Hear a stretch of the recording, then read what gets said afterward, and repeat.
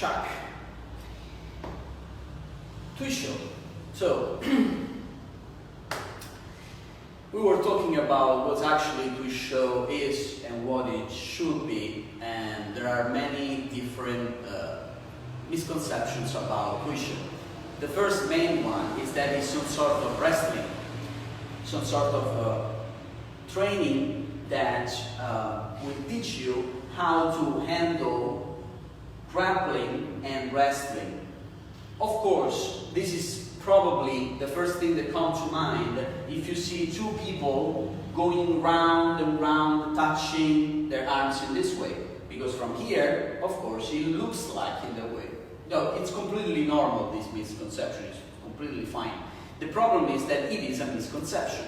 So, also true that the real meaning, or what I consider the real meaning of TuiShou, is quite complicated to explain without a practical explanation. So, let's say that we are one in front of each other. Pretty much I can touch him, so here it will be too short, here will be too far. So let's say from here. So with one step I will actually touch him. Okay, this is extremely important because this will be our way to consider the distance of the punch or touch. So from here I won't be able to reach it. Okay, from here we will be too close. Okay, I will have to step down and punch. Okay, so this one is exactly our distance. Okay, so let's put the case that I want to attack him. So 1, 2. He will defend himself in this way. As you see, we are touching each other with the hands, with the arms. Okay. So whatever you're doing in TuiShou, you don't have to think that you want to grab him and move him. Okay? You will have to think that you are trying to reach him and he's deflecting, absorbing, taking your attack. That's why it's very important the progression in TuiShou. First TuiShou is never with two hands, very complicated. Okay? The first TuiShou is just one hand against the other one in this way. Actually, the best one as a first TuiShou, I don't even move the hand, I don't move the arms. I have this structure. Okay, like holding a balloon, okay, like when we do Taijiquan, okay, in this way. I will protect my area, so it will not be too short, it will not be too long, it will be just enough to protect my vital space inside from the wrist to the center of the chest. He will do the same. What happened now?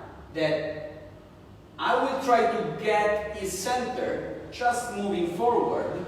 He will deflect and attack. Deflect and attack. In this way. So see, we are not really expressing any kind of force that is generated by rage or anger or anything, because you don't actually need that to start the right path to TuiShou. 1, 2. So, what is the problem here? The problem here is that TuiShou is a quite advanced exercise. If you haven't developed yet your principles that are expressed correctly through your body, you actually just training this. So the physical act of going and coming, which is subjected to a series of things. The first one, he can go down and punch me, right? So he can try, boom. I have no way to intercept it in time. So because this is not wrestling, so I won't do something like go down and come, so I'm quick, I feel him, and then I react. I can do that, okay, because otherwise it's not a Taijiquan principle, okay, because he broke my guard and he was attacking, then I was quick enough to react. It's not about reacting, it's about a constant acting, and this is what I want to say. So, if you have developed correctly your internal principles, your pen will be always active. My pen will be expressed by my arm and will go inside his chest and inside his center. So, this is a constant push. That's why I'm saying you don't need complicated forms of TuiShou. Those are very, very advanced, probably advanced at my level. What you need is connect you with his center that goes inside. Constantly. There is not, here I'm not soft and here I'm hard. Here I'm not soft and here I'm hard just because I'm attacking. Here in retracting, I am really, really centered, and my principle of controlling is active on him as well as here. And that's also why it's Taijiquan. Because when I'm attacking, I'm thinking that he may grab me and push me. Okay? So he can take mine as a way to go forward. Okay? Okay. When I go back, I'm thinking that he can do this. Okay? So in attacking, there is a protection. In going back and defending yourself, there is an attack. Okay, from here, this,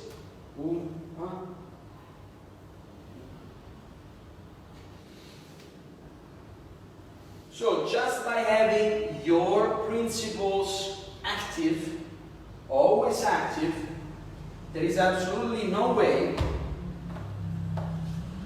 that you can do anything. So that's very different from, let's call it wrestling now for convenience. Because when I do something that is very conscious, I will never really always win or always lose. If you ever notice, if we do something like wrestling, unless I'm really, really expert and he is a complete beginner, okay, let's say that we are pretty much the same level, more or less, there will be a way that I win and he wins, because it's a game of reactions. So reactions could be, sometimes I'm quicker than you, sometimes you are quicker than me. And that is what it is. But when you're doing TuiShou, actually, if I express my principles through my body correctly, there is absolutely no way you can win. Because this is not a game of chances. I don't go 1, 1, 1, 1, 1, 1, up and down, contraction, decontraction, contraction, decontraction, contraction, and then boom, bam. No, there's not that. I don't allow him to do that. It is. If he come to me, so many times you see fake masters that do this kind of things, but believe me, when you meet a real master that do this kind of things visually from outside, it looks exactly like this. So it's not really magic. Okay, I think if I can do it, it's not really magic. Okay, boom.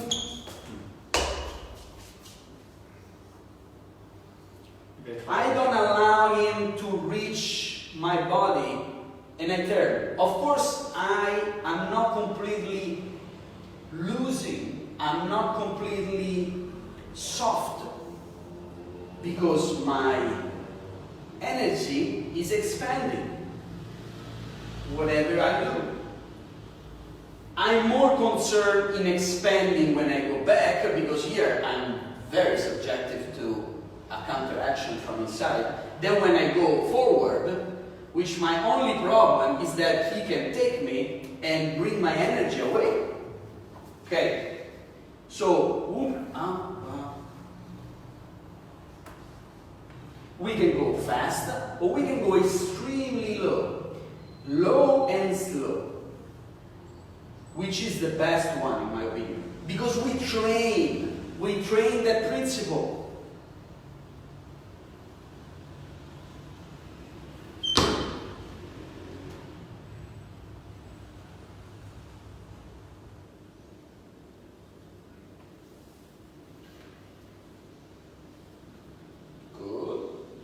Attack me more. Don't be stiff. Don't be stiff. First thing to achieve is not to be stiff with your muscle. Otherwise, we're very subjective to be pulled and pushed. Okay? So, achieve soon, and through soon, you can express your energy from the dantian. Boom. It's important to understand that this one was a punch. A punch, boom. And I punch you, and you punch me. And I punch you, and you punch me. Punch, punch, punch, punch. So we can go back the way we were. I attack you. Boom,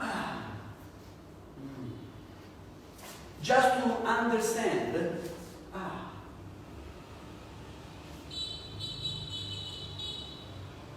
the energy is not generated by the shoulder, it's from here.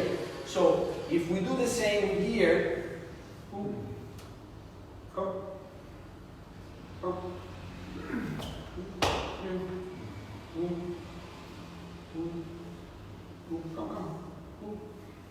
I'm down, here, same. If you do like a punch, okay, I'm down.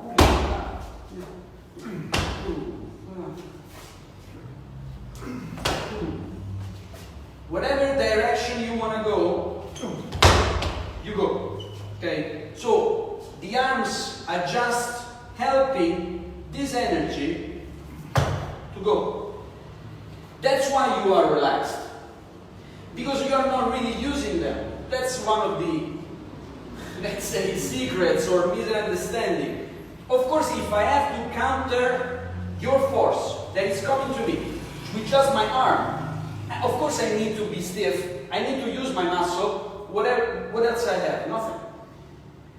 But if I have to do this, and this is just, here I'm strong, here I'm relaxed. If you're not strong here, you're not relaxed.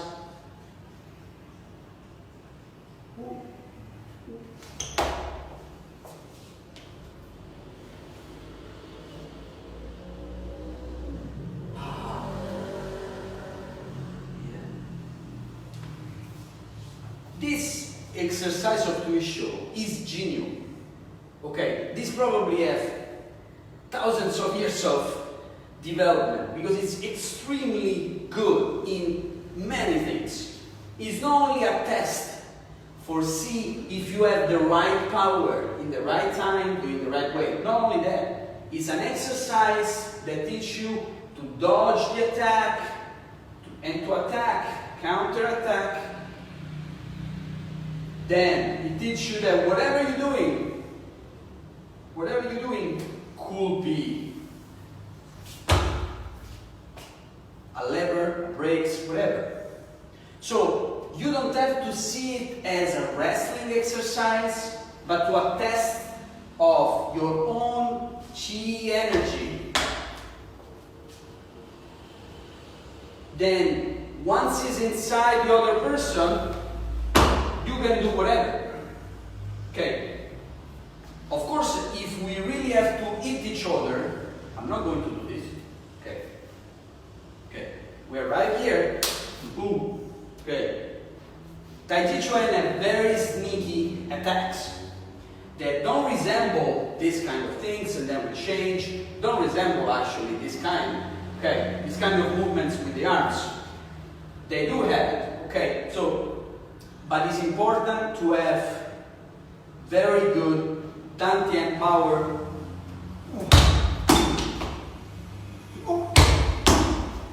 So if he punch me, punch, punch, here, I go down the more he punch, the more I go down. And now I'm not giving back the energy because it could be very bad for his wrist.